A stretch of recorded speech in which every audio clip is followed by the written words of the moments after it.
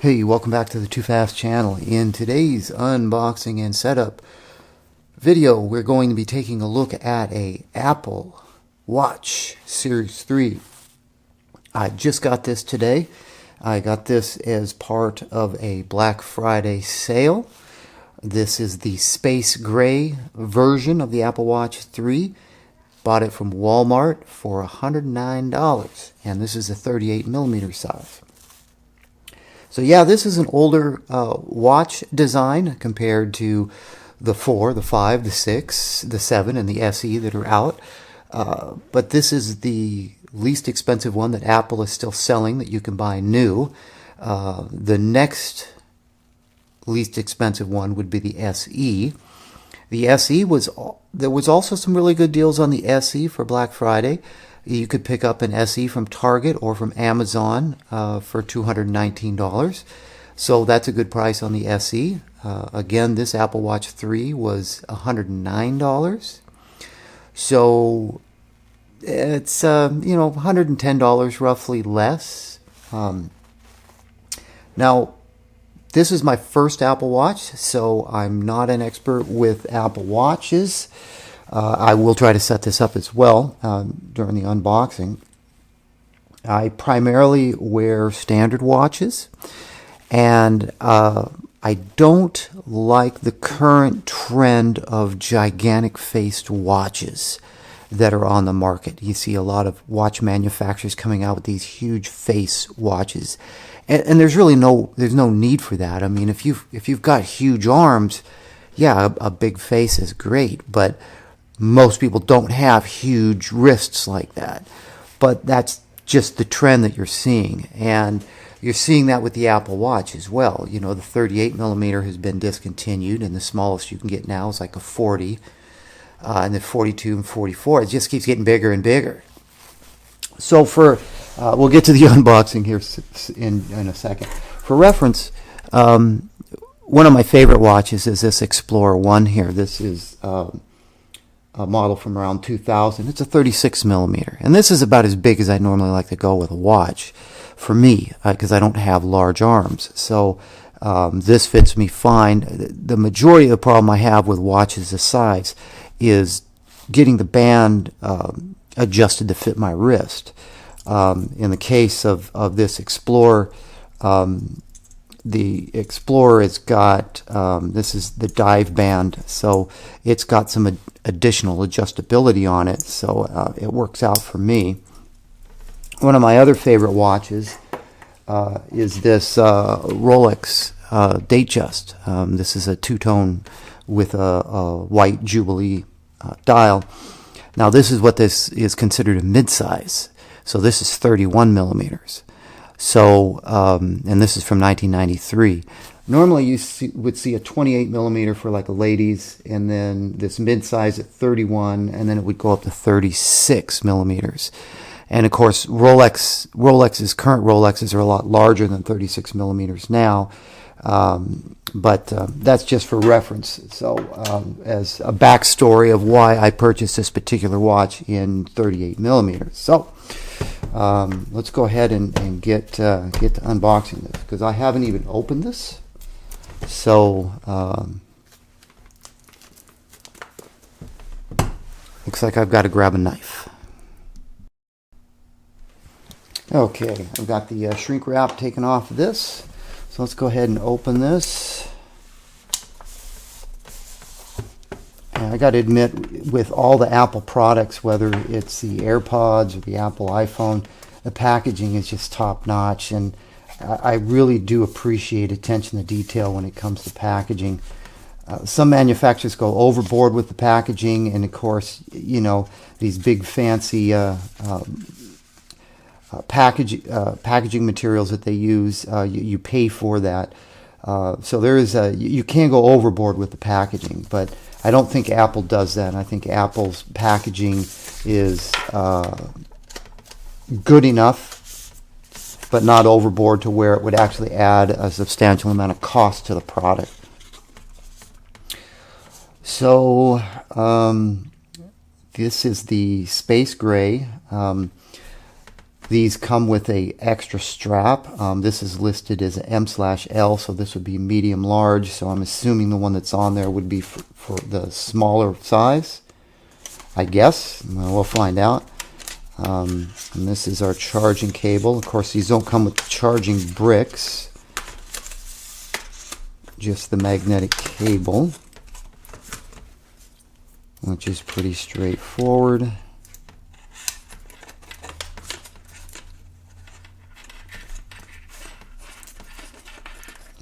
And our protective material on the back of this, which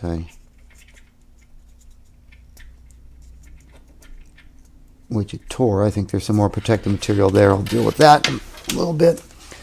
So there's nothing else here except for this extra band. Let's get this paperwork out of the way. And notice that this watch does not come with Apple logo stickers like the iPhone does. Setup instructions. At least it doesn't appear to come with any stickers. I think that's everything. And we've got the watch.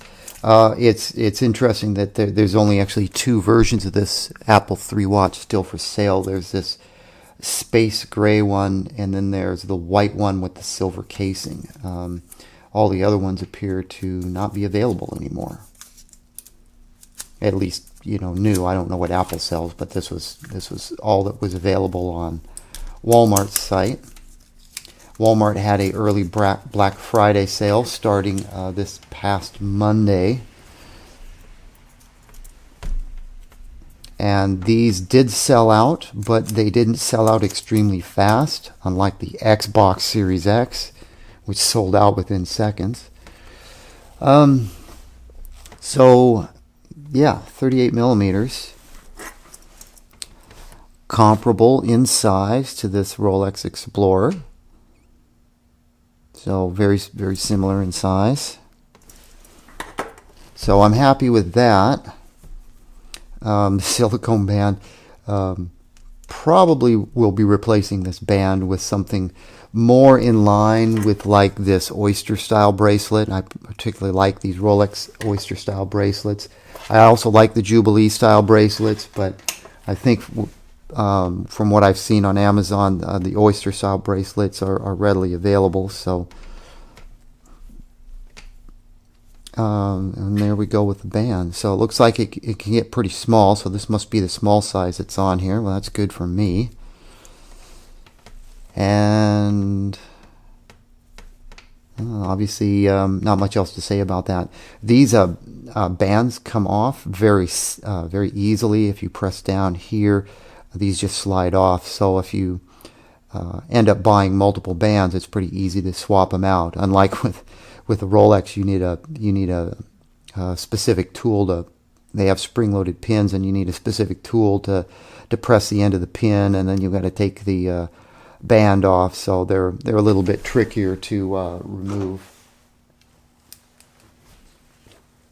Yeah, this band right here, the one that's in the packaging is the medium large. This is the small medium size, 38 millimeter on the other part. And that's basically it. Aluminum casing, Ion-X glass, composite back. This is the GPS only version. The GPS plus cellular version, I believe, is still available. I didn't see the need for that. I know a lot of people will also talk about, oh, well, the SE's got this and this and this, and the Apple Watch 3 doesn't. For me, I'm going to do some custom watch faces using Clockology on this, and I'll do another video about that. I'm going to do that. I want this, obviously, for telling time. I want it for the ability to control my music on my phone, and I want it to be able to control my camera. Those are my main needs. Secondary would be reading text messages and email without having to take my phone out of the pocket.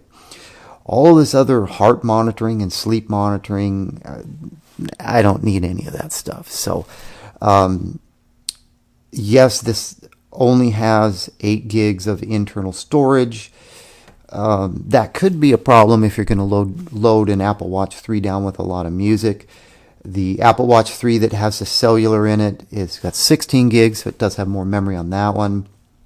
But I'm not going to be listening to music off of the watch since I have it on the phone, and I always have the phone with me. So that wasn't really a priority.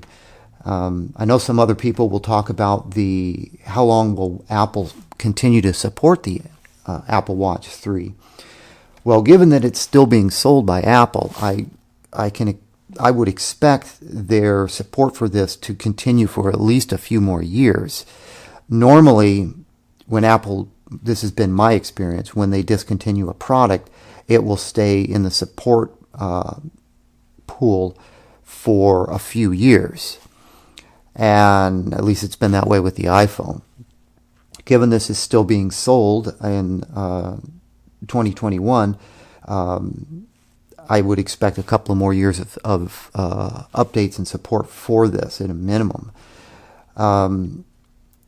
The Watch OS updates are not that large, so they're running a gig and a half, something like that. So if you don't eat up all the space on this, you should always have enough space to do an update. So I don't think there'll be an issue in the future where the update is so large you just cannot physically put it on this phone because of the watch, because of lack of memory. I don't think that'll ever be a case, but who knows what's going to come down the pipeline in a couple of years.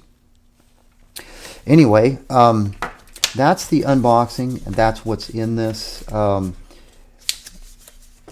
What I will do in the second part of this video, I'll try to get this set up. I'm going to do it just by reading the instructions. So let me clear away all of this stuff, and we'll see if we can get this synced to my iPhone. Okay, ready to set this watch up. When I first took it out of the box and tried to power it up, it was completely dead. So I had to put it on the charger for a couple hours to get some juice into it. So we should be good to go. I've got the Apple Watch instructions here in front of me. I'm going to follow those because I am a noob when it comes to setting up an Apple Watch. I do have the Watch app on my main screen here. So we're going to go ahead and power this up. And we have our watch icon. Well, this should be pretty simple.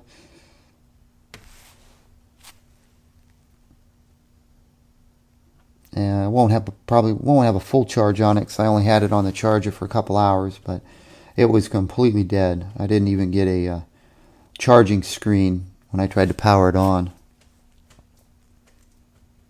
Definitely new, old stock.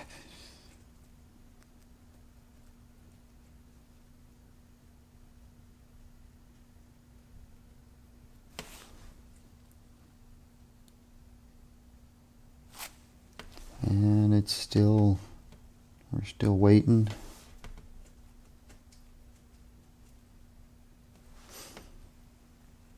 And we're still waiting.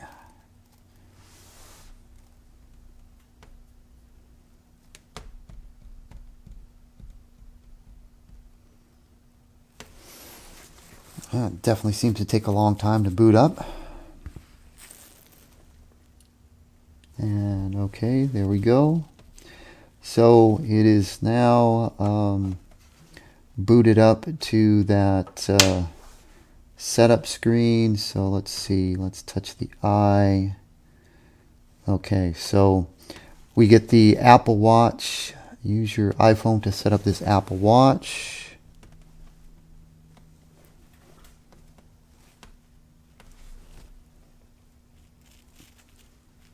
Okay, set up for myself. Position Apple Watch in the frame. And let's see.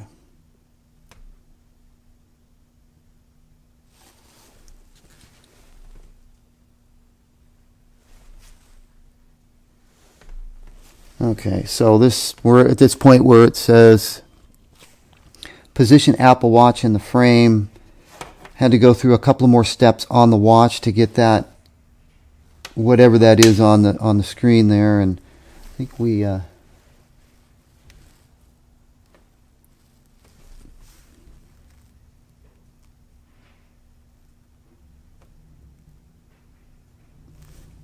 we have to.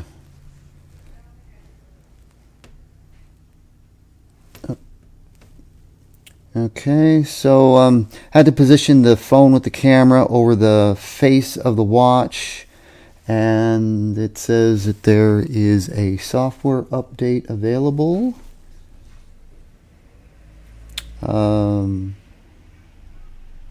And I've got, if I skip the update, I exit the setup, so I have to do the update.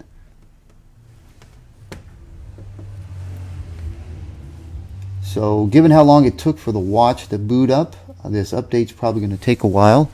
So we're at this activating Apple Watch screen. This may take a few minutes. If it takes too long, I'll just pause the camera and I'll come back.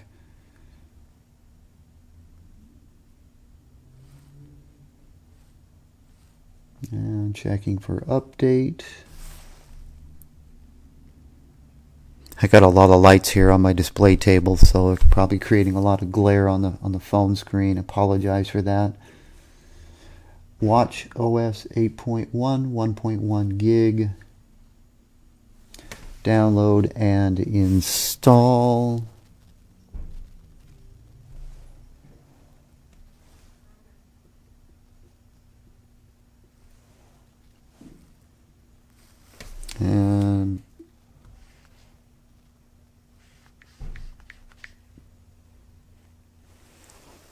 And we've got a user agreement we have to agree to. Although it does say you should have your watch on your charger when you do this. I don't have mine on my charger, but there should be enough charge on it. So this now says downloading to watch. I will pause the video and I will come back when this has been completed. Just a little update. This update's been going for an hour. There was a download for the 8.01 update, and then there was preparing it, and now it's actually doing the installation onto the watch. It's been at it for an hour. So if you're going to go through this yourself, make sure you got your charger on your watch and you've got everything set up, and you can walk away and go do something else, because yeah, I'm into it for an hour and it's probably going to be another 30 minutes for the installation.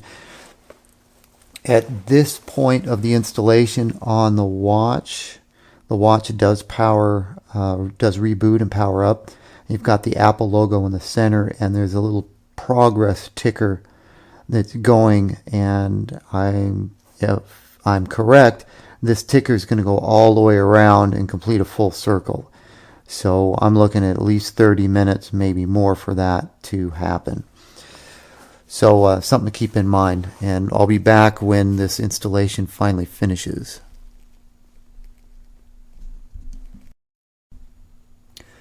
Okay, so after about 30 minutes, the install appears to be done, at least according to the phone it appears to be done. The watch has still got that ticker going on around it. So I guess we can continue with setting this up. So the update's done, the pairing is done. So now we're being prompted for what wrist are you going to wear the watch on. I'm wear it on the left hand, so that's the default. We're going to stick with that.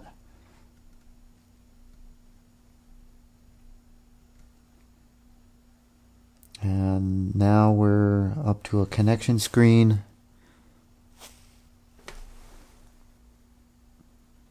This little ticker over here on the watch, it's about a little over halfway done, it would appear.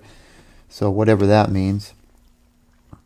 It could be that it's still processing files here after everything has been sent over from the phone.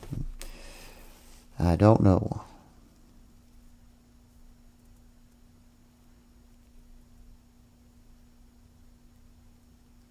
So we'll see where we're at here with connecting. It says connecting your Apple Watch. This may take a moment. I don't know if it's going to connect until this process is done or if this will just take a minute or so. We'll see. I'll wait here for a minute or so, and then I'll pause the filming again if it appears to be taking longer. Because it might have to wait for the actual watch to get finished doing whatever it's doing. Now I'll just go ahead and pause the camera here, and I'll come back. Well, nope. All right, we're done. Okay, so let's see. What do we got? Terms and condition, warranty, blah blah blah. Standard EULA that nobody reads. Let's just agree to that. And I see we're appears to be done over here on the watch. We're back to the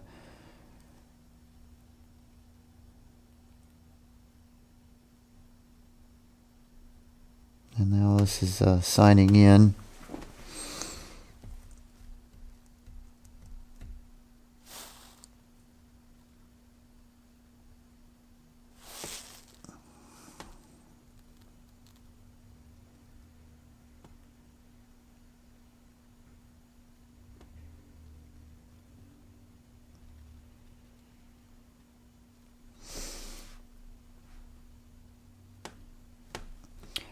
This is talking about location services. I do have that turned off, so I'm going to leave it off. This is watch analytics, which is asking me if I want to share analytics with Apple, and of course I do not.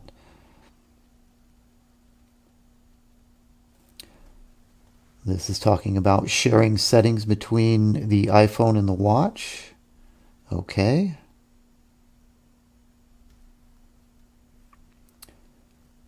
Bold text and size. Select preferred reading experience. So here we can set our font size, and it's showing an example over here on the watch.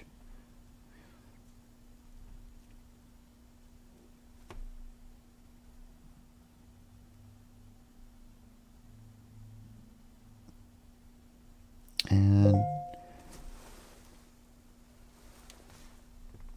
it's dynamically changing the font size.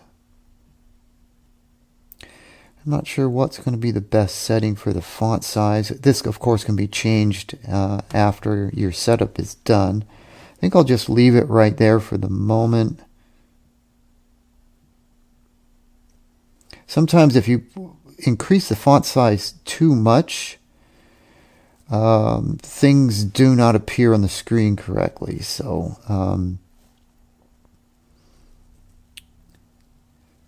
I'll stick with the suggested setting based on my iPhone settings, and we'll just continue.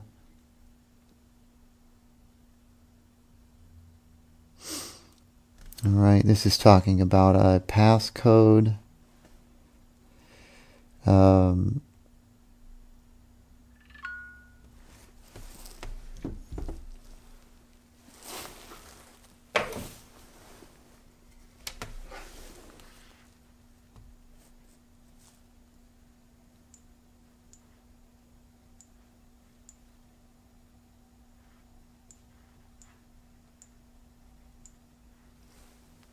All right, I went ahead and set a passcode on the watch. This is setup activity. I'm going to skip this step.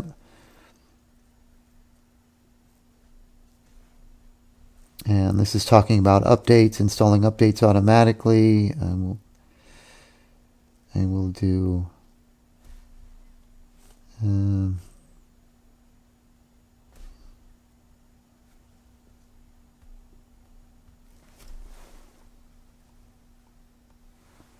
Okay. Add cards to Apple Play. I'll set that up later. Heart rate notifications. Emergency SOS. Install available apps.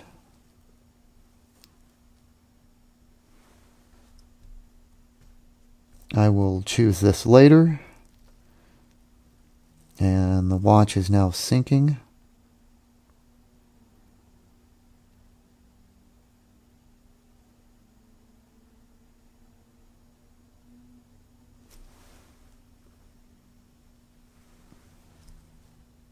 And I believe that's it for the setup. So that is pretty much all the routine. There's just some syncing going on here between the watch and the phone, and this notification on the iPhone says that I can use the phone and go on about my business. So that's going to more or less complete the setup and the syncing of the Apple Watch 3 to a iPhone 13 Pro.